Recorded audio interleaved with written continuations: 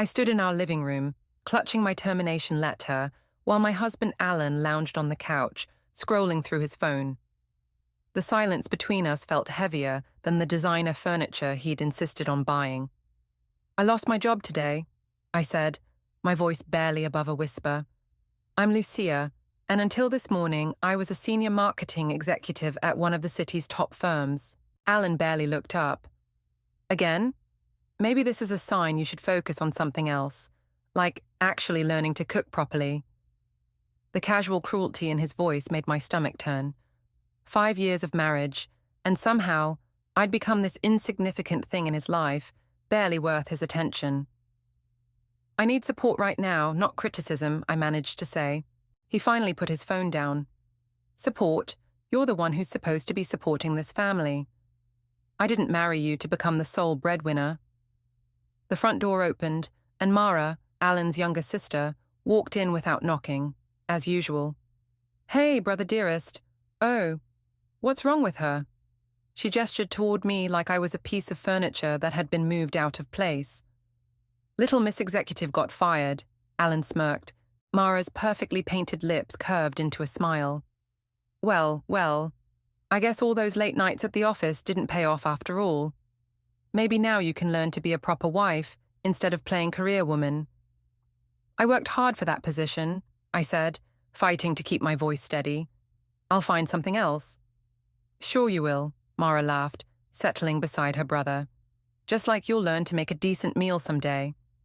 Remember that burnt Thanksgiving turkey?" They shared a laugh, and something inside me snapped.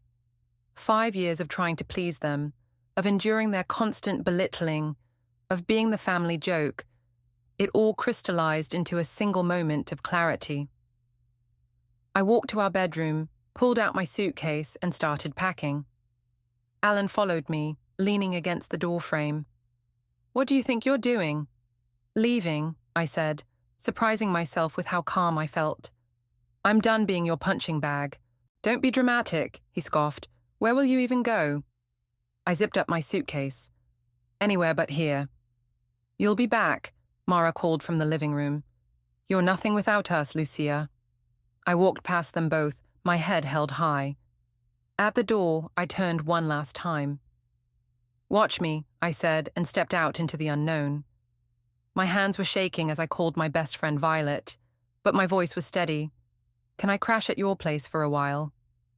"I'm about to show them exactly what I'm made of." "You're seriously undervaluing yourself," Violet said, sliding a glass of wine across her kitchen counter to me.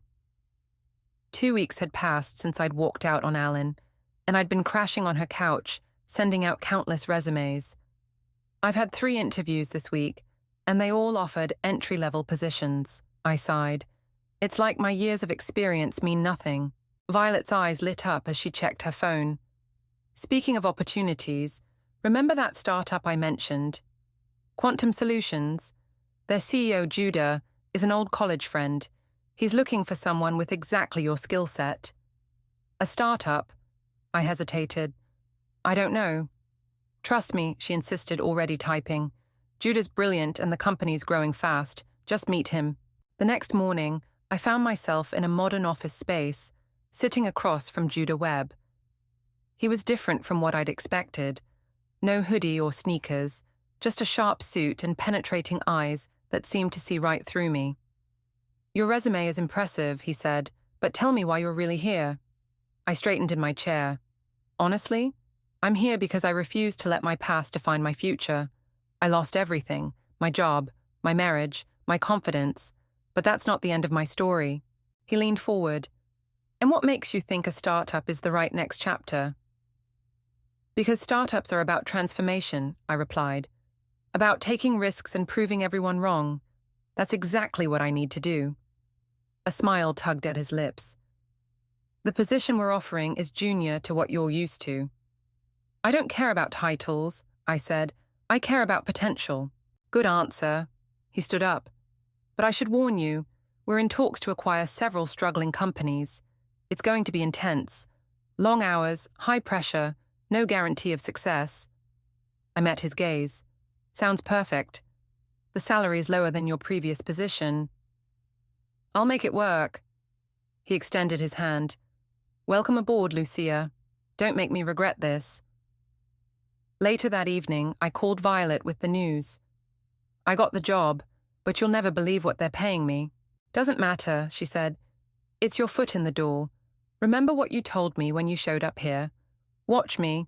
Well, this is your chance to show them. I looked out her apartment window at the city lights. You're right. Alan and Mara think I'm nothing. Fine, I'll become everything.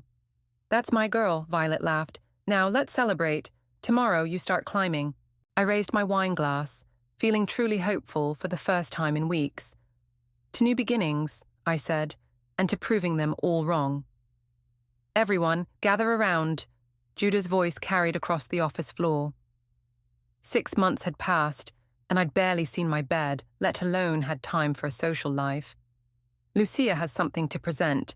I stood before my colleagues, heart racing but voice steady. Our current marketing strategy isn't working, I began, clicking through my presentation. But I've identified an untapped market segment that could transform our entire approach. The numbers flashed across the screen. Months of research, late nights, and countless coffee cups had led to this moment. I outlined my proposal for a revolutionary customer engagement platform, watching as eyes widened and heads nodded. This is ambitious, Judah said when I finished. Risky, even. But the potential return, I countered.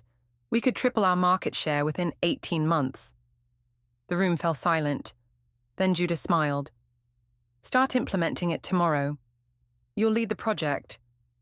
3 months later, my prediction proved right. Our numbers skyrocketed, and investors were practically breaking down our doors. I was in my office. Yes, I had one now. When Judah walked in, "Have you checked your email?" he asked, grinning. I opened my inbox and nearly fell out of my chair.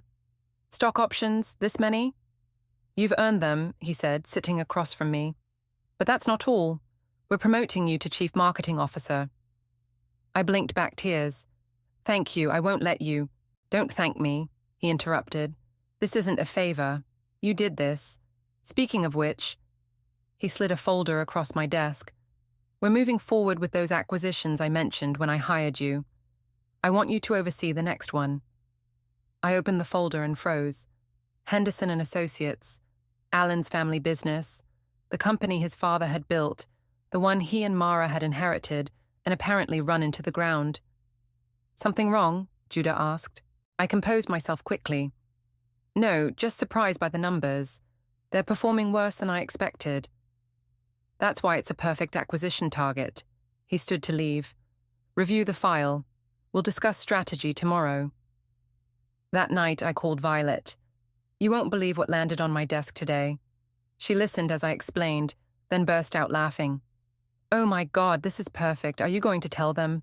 I thought about Alan's smirk, Mara's cutting remarks, their certainty that I would amount to nothing. No, I said slowly, a plan forming in my mind. I think I'll let them figure it out on their own. After all, they always said I needed to learn business strategy. You're evil, Violet chuckled. I love it. I smiled, looking at the folder again. Sometimes karma needs a little push. The acquisition offer will be presented anonymously through our lawyers, I explained to Judah in the boardroom. Trust me, it's better this way. He raised an eyebrow. You're usually more direct than this, Lucia. What's your angle? Their pride might get in the way if they know it's us, I said, careful to keep my voice neutral. Let's let the numbers speak for themselves. 2 days later, I watched through the glass walls of my office as Judah ended a call, grinning. He practically bounded into my office.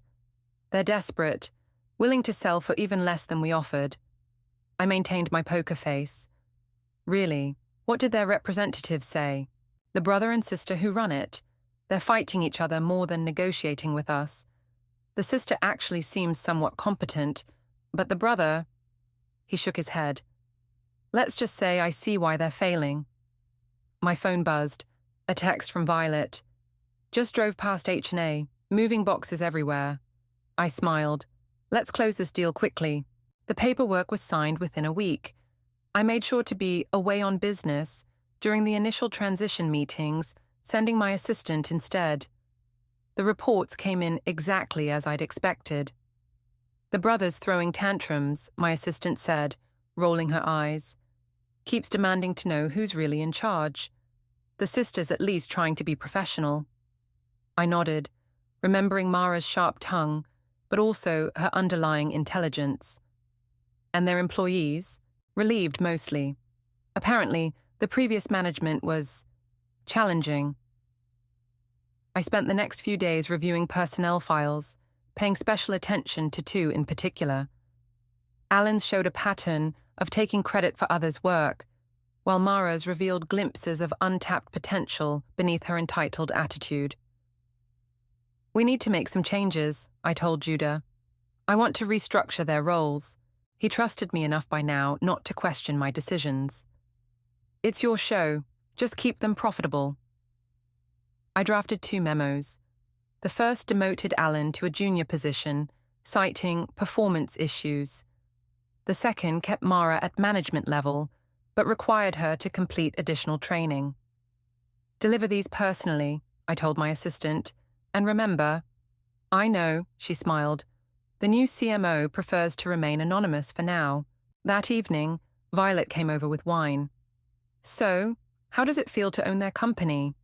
I swirled my glass, watching the red liquid catch the light. Honestly, better than I expected, but this isn't about revenge anymore. I want to build something meaningful from what they nearly destroyed.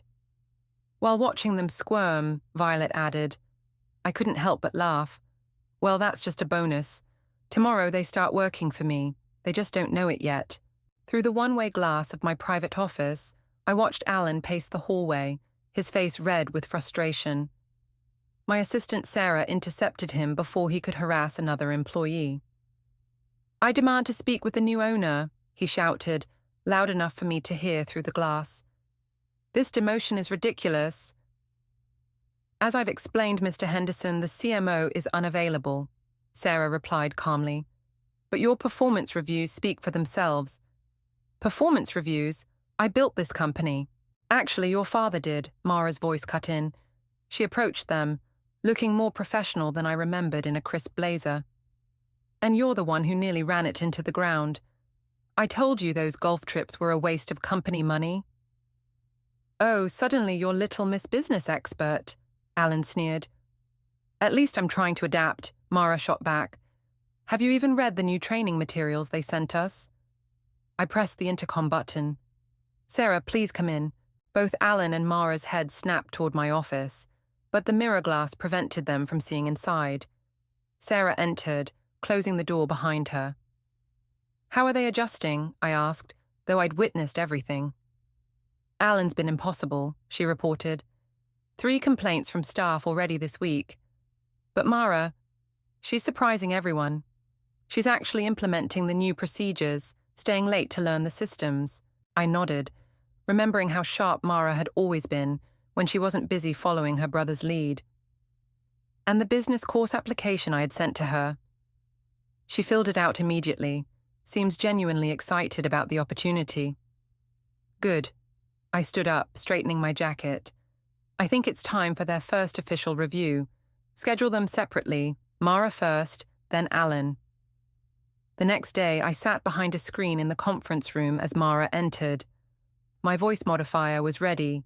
Ms. Henderson, I spoke, watching her try to peer through the screen.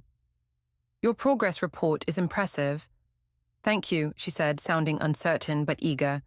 I know I have a lot to learn, but I'm committed to improving. That's why we're offering to fund your MBA, I said, observing her eyes widen. Your potential shouldn't be wasted. Thank you. I won't let you down. After she left, Alan stormed in. Finally. Listen here, you coward hiding behind a screen. Mr. Henderson, I cut him off. Your position here is precarious. 3 more complaints, and you'll be terminated. You can't. I can, and I will. Dismiss your sense of entitlement, or dismiss yourself from this company. He stormed out, slamming the door. I smiled, removing my headset. Sometimes karma needed a little push, but sometimes it just needed the right stage to perform. You should see her now, Sarah said, handing me Mara's latest progress report. 3 months into her MBA, and she's like a different person. I glanced through my office window. Mara was leading a team meeting, her gestures animated as she explained a new marketing concept. Gone was the snide woman who had mocked my cooking. And the anonymous mentoring emails I've been sending her? She prints them out and keeps them in a folder on her desk, Sarah smiled. Called them her guardian angel messages yesterday. My phone buzzed, a text from Alan. We need to talk about my position. I know you're in the building. Still haven't learned, has he? I muttered. Not even close, Sarah sighed.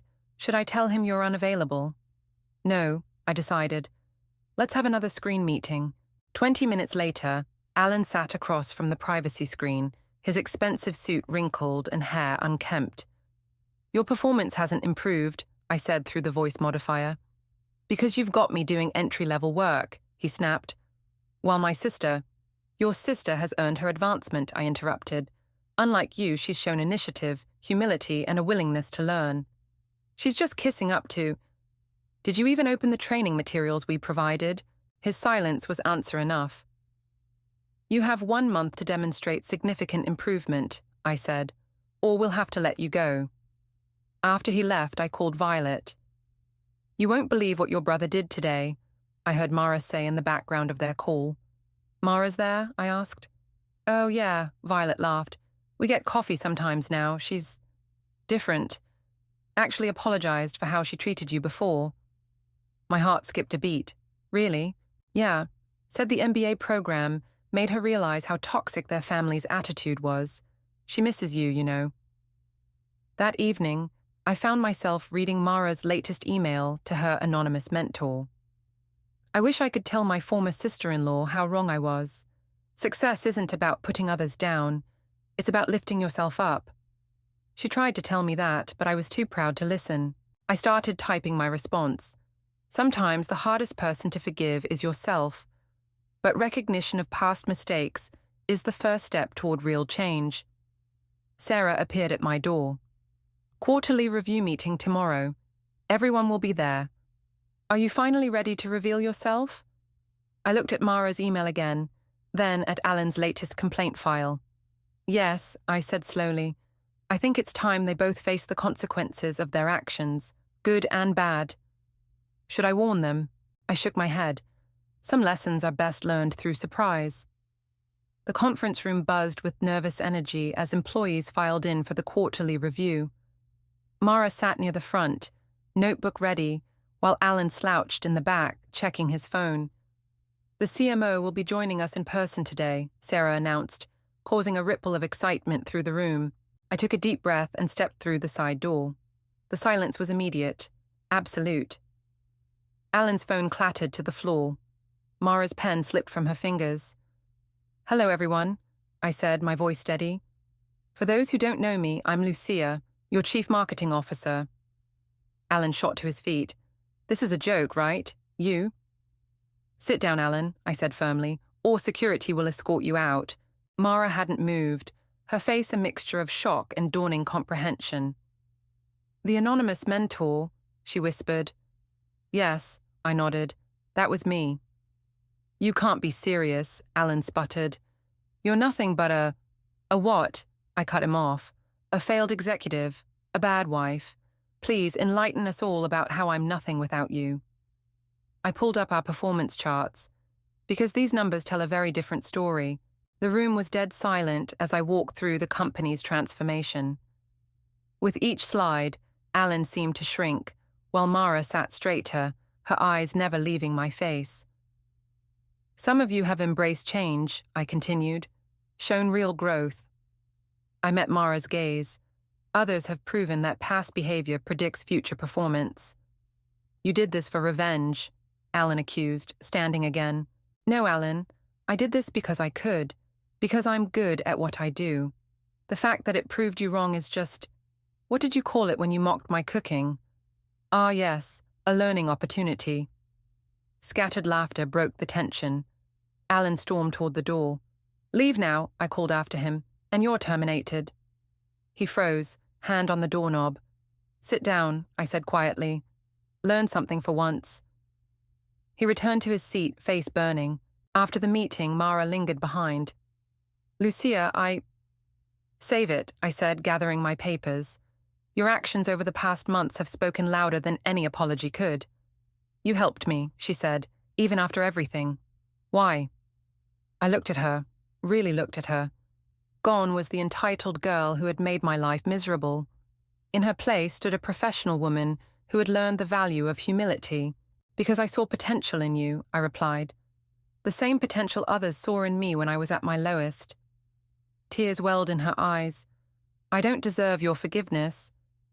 Maybe not, I agreed, but you've earned my respect. Don't waste it. She nodded and turned to leave, then paused. What about Alan? I smiled grimly. That's entirely up to him now. I'm resigning, Alan said, dropping the letter on my desk.